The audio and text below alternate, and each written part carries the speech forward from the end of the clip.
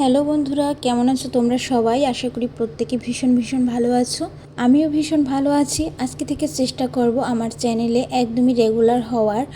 তো দেখো, অফিস শেষ করে বিকালে বাসায় এসে একটু রেস্ট করেই একটু একটু করে সমস্ত কাজগুলো গুছিয়ে নেওয়ার চেষ্টা করছি। আর এদিকে মাম্মাকেও একটু সময় দিলাম, ওকে একটু হোমওয়ার্ক করালাম।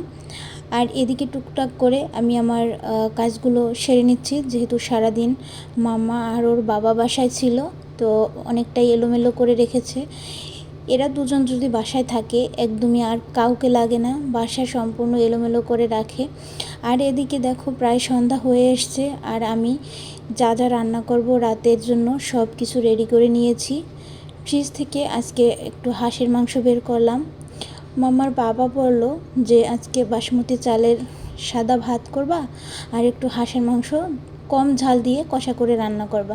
তো এই আবদার তো কিছুতেই ফেলা যায় না, যেহেতু বাহিরে প্রচণ্ড পরিমাণে বৃষ্টি হচ্ছে। সারা দিন ধরেই বৃষ্টি, এই 4-5 দিন ধরে অসম্ভব রকমের বৃষ্টি হচ্ছে। আর এদিকে আমি এর পাশাপাশি বাকি রান্নাগুলো আমি শেষ করে ফেলবো, একেবারে রান্নাটা কমপ্লিট করে পরে আবার মাম্মাকে নিয়ে লেখাতে বসবো, যেহেতু ওর অর্ধবার্ষিকী পরীক্ষা এসে গেছে। এখন প্রতিনিয়তই ক্লাস টেস্ট এক্সাম হচ্ছে, তো সেক্ষেত্রে ওকে একটু বেশি সময় দেওয়া দরকার। আজকে আমি হাঁসের মাংসটা একটু অন্যভাবে রান্না করব, যেভাবে আমি কখনোই রান্না করিনি। বাড়িতে আমার এক বৌদি আছে, সেভাবে রান্না করে, তার কাছ থেকে শুনেছি।